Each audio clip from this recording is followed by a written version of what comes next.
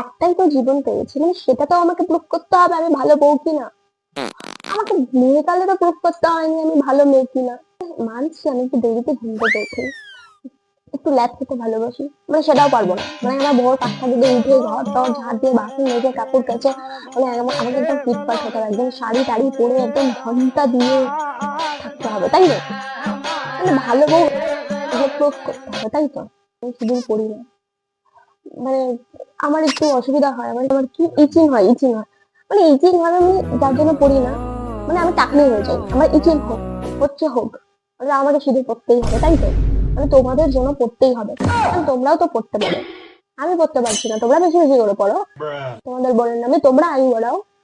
আমার বর তো বলছে না যে আমাকে পড়তেই হবে, তোমরা বলার কি? কে? কে তোমরা বলার কে? তোমার এই সিঁদুর ভর্তি সিঁদুর পড়তে হবে, শাড়ি পরতে হবে, ঘন্টা দিতে হবে, তবে আমি ভালো বউ। দেখ দেখ, ছেলেটা না বিয়ে হয়ে গেছে, দেখ কুমারী কুমারী লাগে, দেখ দেখ দেখ দেখ। হ্যাঁ, আমাকে কুমারী লাগছে, আমার অসুবিধা নেই, আমার বডির অসুবিধা নেই। তুই কে? তুই কে বল? তুই কে? আমি বলবো না। তোর এত সিঁদুর পরার ইচ্ছা, তুই বিয়ে কর না, কর সিঁদুর ভর্তি, সিঁদুর ভর্তি সিঁদুর বল।